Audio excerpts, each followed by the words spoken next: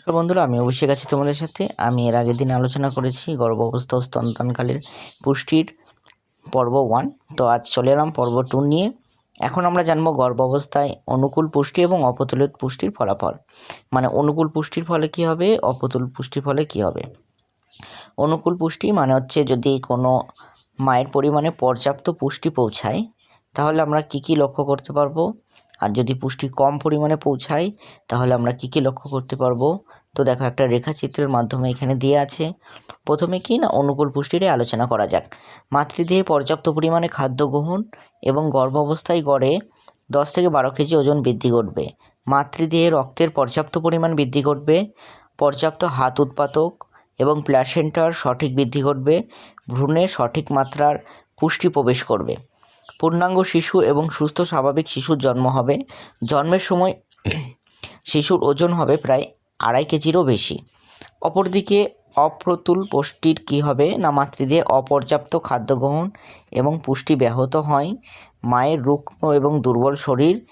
তারপরে কি আছে না, মাতৃদেহের ওজন স্বাভাবিকের চেয়ে অনেকটাই কম। মাতৃদেহে রক্তের পরিমাণ কম। অপ্রতুল হাত উৎপাদক এবং প্ল্যাসেন্টার বৃদ্ধি ব্যাহত ভ্রূণে কম পুষ্টিতে প্রবেশে কি হয় না, অকাল গর্ভপাত হয়ে থাকে কোনো মায়ের। এছাড়াও দেখা যায় না, জরায়ুতে ভ্রূণের বৃদ্ধি ব্যাহত স্বাভাবিকের চেয়ে কম ওজনের শিশু প্রসব করে থাকে। IUGR কি না, জরায়ুর ভিতরে ভ্রূণের বৃদ্ধির প্রতিবন্ধকতাকে বলা হয় IUGR, মানে জরায়ুর ভেতর শিশুর বৃদ্ধি ঘটে থাকে না অনেক সময়, এই প্রতিবন্ধকতাকে বলা হয় IUGR। এছাড়া শিশুর আকার ছোট হয়ে যায়, অপরিণত শিশু জন্ম হয়। প্রতিকার কি না, এর থেকে প্রতিকার করতে গেলে আমাদের যে উপায়গুলি গ্রহণ করতে হবে তা হচ্ছে প্রচুর পরিমাণে এবং পর্যাপ্ত পরিমাণে জল গ্রহণ করতে হবে, ক্যালসিয়ামযুক্ত খাবার খেতে হবে, ম্যাগনেসিয়ামের সাপ্লিমেন্ট গ্রহণ করতে হবে। এরপর আমাদের যেটা দিয়ে আছে হাইপারমেসিস গ্র্যাভিডেরাম কি, গর্ভাবস্থায় তীব্র বমি ভাব এবং বমিকে চিকিৎসার পরিভাষায় বলা হয় হাইপারমেসিস গ্র্যাভিডেরাম। এর প্রধান লক্ষণগুলি হচ্ছে অস্বস্তিকর এবং দিনে 3 বারের বেশি বমি এবং অসংখ্যবার বমি, ক্রমাগত মাথা ঘোরা এবং অজ্ঞান হয়ে যাওয়া। তৃতীয়ত কি বলেছে, ওজন হ্রাস, মাথা ব্যথা। এই অবস্থাটিকে বলা হয় গর্ভাবস্থার জটিল হিসাবেও কিন্তু ধার্য করা হয়। এরপর হাইপারমেসিস গ্র্যাভিডেরাম কেন হয় না, গর্ভাবস্থায় হিউম্যান কোরিয়নিক গোনাডোট্রপিন হরমোন অর্থাৎ HCG হরমোনটি অস্বাভাবিকভাবে বৃদ্ধির কারণেও কিন্তু অনেক সময় এটা হয়ে থাকে। অনেক ক্ষেত্রে সমস্যাজনিত বংশগতভাবেও এটি কিন্তু লক্ষ্য করা যায়। মাল্টিপ্লাই প্রেগনেন্সি, যেমন যমজ সন্তানের ধারণের ক্ষেত্রেও কিন্তু এটা দেখা যায়। এর চিকিৎসা কি, মূলত খাদ্য তালিকা একটু পরিবর্তন করতে হবে। কীরকম পরিবর্তন না, মশলাদারযুক্ত খাবার এড়িয়ে চলতে হবে, শুকনো খাবার খেতে হবে, যেমন টোস্ট, ক্র্যাকার, মুড়ি, বিস্কুট ইত্যাদি। এছাড়া পর্যাপ্ত পরিমাণে পানীয় জল গ্রহণ করতে হবে। তীব্র অবস্থায় শিরার মাধ্যমে TPN বা IV ফ্লুইড প্রদানও করতে হবে।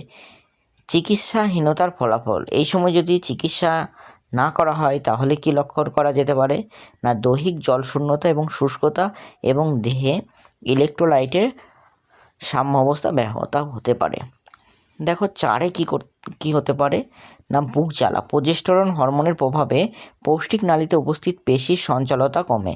জরায়ু বর্ধিত আয়তন এবং পৌষ্টিক নালীর ওপর চাপ সৃষ্টি করে বা হজমে বাধা দেয়, ফলে অ্যাসিডিটি বা হার্টবার্ন পরিলক্ষিত হয়। প্রতিকার, পর্যাপ্ত জলপান, একসঙ্গে বেশি পরিমাণে এর বদলে অল্প পরিমাণে বারে খাদ্য গ্রহণ করতে হবে। খাবার খাওয়ার পর সোজা হয়ে বসে থাকা এবং সঙ্গে শুয়ে না পড়া, মানে খাবার খাওয়ার সঙ্গে শোয়া যাবে না এবং খাবারটা খেতে হবে অল্প পরিমাণে এবং ঘন। গর্ভ অবস্থায় বিভিন্ন জটিলতা এবং সমস্যা কি না, ভারতবর্ষের উল্লেখযোগ্য প্রতিটি লক্ষ গর্ভবতী মহিলার প্রসবকালে মাতৃমৃত্যুর হার 130 থেকে 97 নেমে এসছে। অর্থাৎ আগেকার দিনে যেটা 130 ছিল সেটা কিন্তু বর্তমানে নেমে এসছে 97। এর মূল কারণ হলো সঠিক অ্যান্টিনেটাল যত্ন বা প্রসবকালীন এবং প্রসবপূর্ণ যত্ন। কিন্তু এখন বহু শিশু আগেই মাতৃগর্ভে মৃত্যুবরণ করছে। কিন্তু আগের চেয়ে এখন কিন্তু বহু শিশু আগেই মাতৃগর্ভে মৃত্যুবরণ করে। এর মূল কারণ গর্ভাবস্থায় বিভিন্ন জটিলতা এবং যত্নের অভাবের জন্য এটি হয়ে থাকে। নিচে গর্ভাবস্থায় সংক্রান্ত বিশেষ কয়েকটি জটিলতা দেওয়া হলো।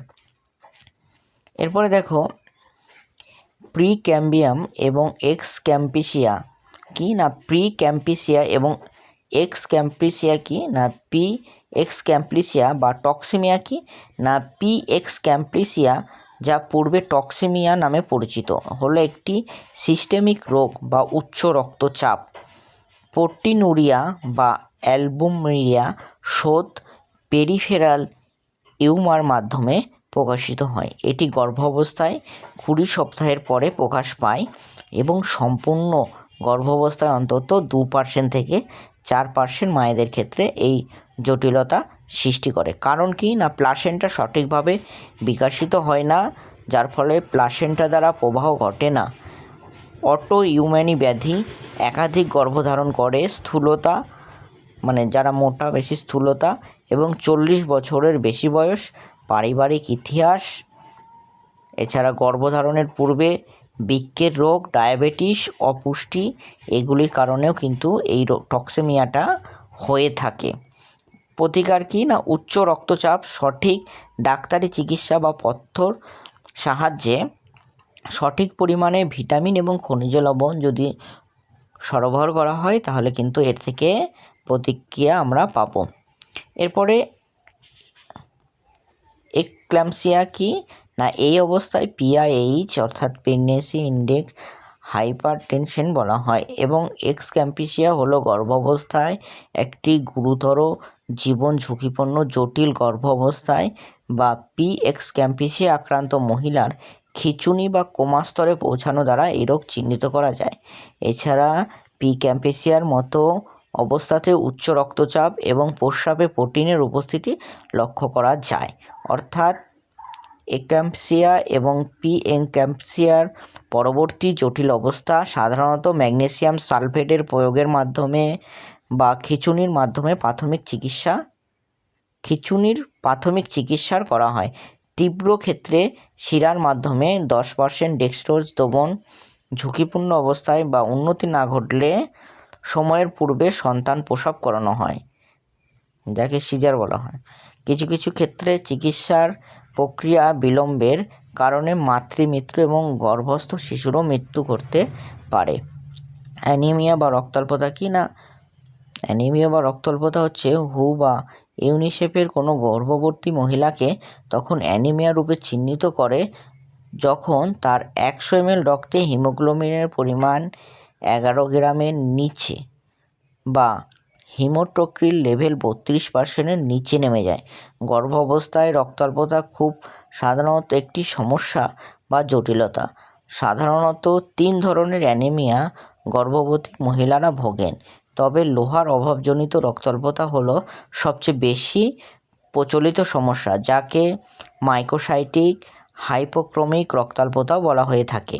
রক্তরস ও লোহিত রক্তকণিকার আয়তন বৃদ্ধির ফলে হিমোগ্লোবিনের মাত্রা হ্রাস ঘটে এবং যাকে বলা হয় ফিজিওলজিক্যাল অ্যানিমিয়া।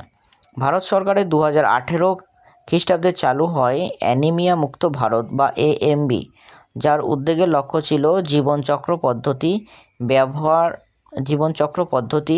ব্যবহার করে মা, শিশু এবং কিশোর কিশোরীদের রক্তাল্পতা দূর করা।